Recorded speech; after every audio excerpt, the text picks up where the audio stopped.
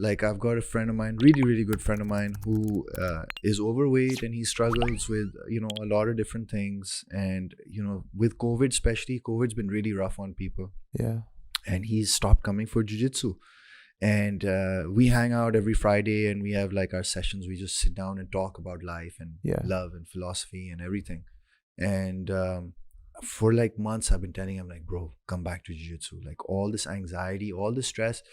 He's like, nahi yaar, abhi main ye karunga, wo karunga. Finally, I told him, I said, look, I teach morning classes. I said, he can't wake up in time, right? Because he's sleeping late, and it's too much for some people. Like, it's too much of a shock to the system. I said, look, anytime you want to train in the evening, call me. I'll come teach. Anytime. You're my brother. I'll come and teach for you anytime in the evening. No worries.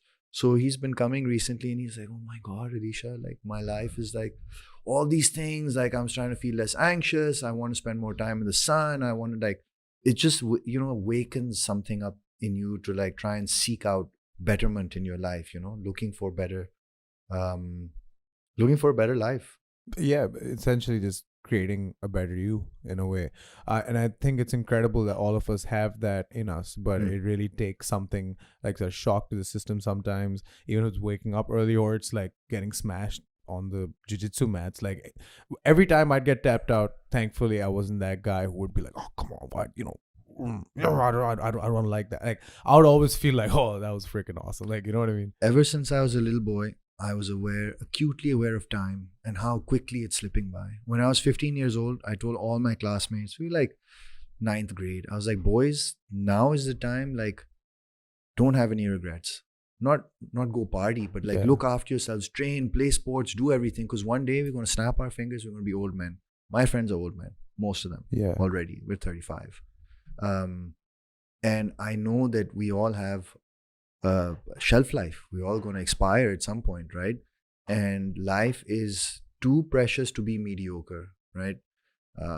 I just think that everyone really, if they listen to their hearts, we're all called towards greatness, and it's about listening to that voice inside you.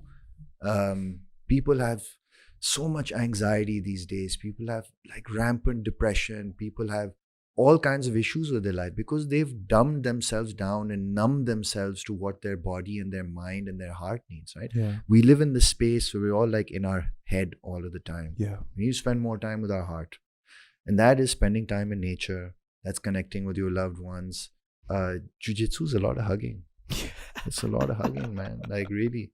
After class, I love that buzz where everyone's just like happy and laughing and sitting and chatting.